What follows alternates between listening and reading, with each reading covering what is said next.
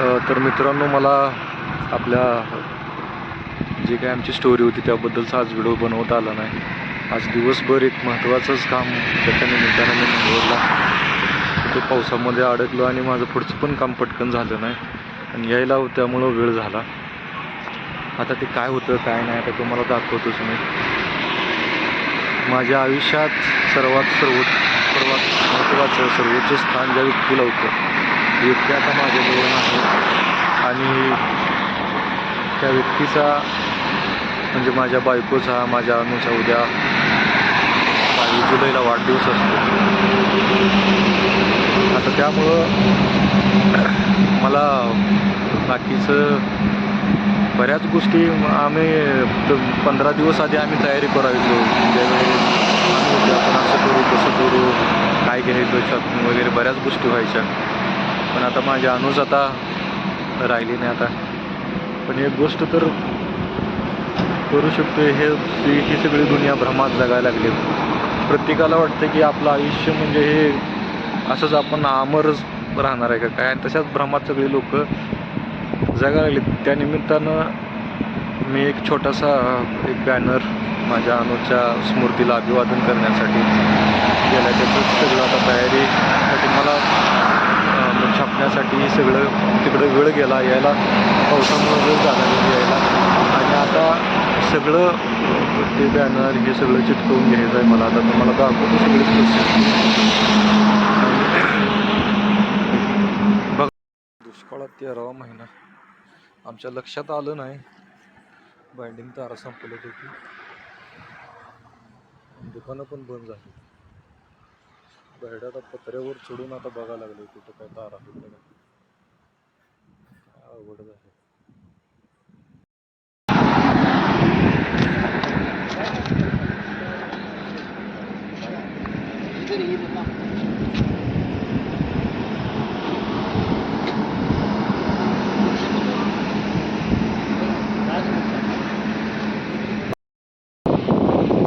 माझ्या पाठीमागं जी बोर्ड आता आम्ही सगळ्यांनी मिळून लावला आहे, त्या बोर्डसाठीच आज दिवसभर बाहेर मंगळवार लावतो.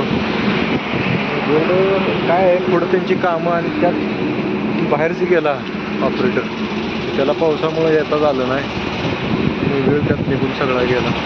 तर उद्या माझ्या बायकोचा जन्मदिवस आहे आणि आम्ही म्हणजे नाही का उत्सव तर साजरा करू शकत नाही, कारण माझी बायकोच आता माझ्यासोबत येतच नाही. त्यामुळं काहीतरी करणं, मोठं काहीतरी नियोजन करायचं आमचं आधीच ठरलं होतं की अनुच्या वाढदिवसानिमित्त आम्ही मोठं काहीतरी करायचं.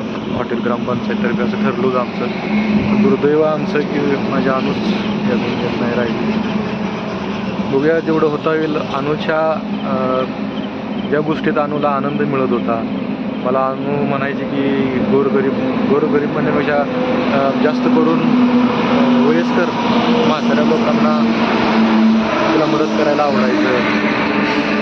घरकामात म्हणजे माझी आजी असू द्या, तिला पण असं काम करताना बघितलं का ती पटकन जायची आणि कामात मदत करायची, उठा मी करते म्हणायची. या अशा सगळ्या गोष्टी म्हणून विचार करायला लागले आणि वृद्ध लोकांना काहीतरी मदत त्या निमित्ताने करावं का नाही ही पण मला सुचत नाही, कारण आता द्विधा मनस्थितीत आहे. कारण अनुच माझी नाही तर काय करावं आणि काय नाही काय सुचना आहे मला. तुम्हीच मला सुचवा काय करता येईल मला, काय नाही. त्याबद्दल थोडंसं मार्गदर्शन केलं तर बरं होईल.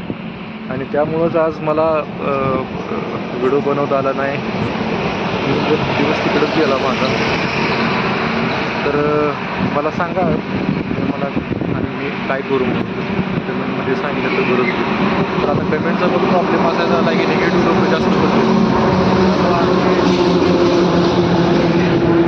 कमेंट पण चालू करावं तरी पण डिप्रेशनमध्ये जायचं आमचं काम होतं. आता कुठेतरी बाहेर पडायला लागलं आहे. पुन्हा अजून लोकांचं बोलणं खाऊन अजून असं काहीतरी होऊन बसून म्हणून ती नकोच असं वाटतंय.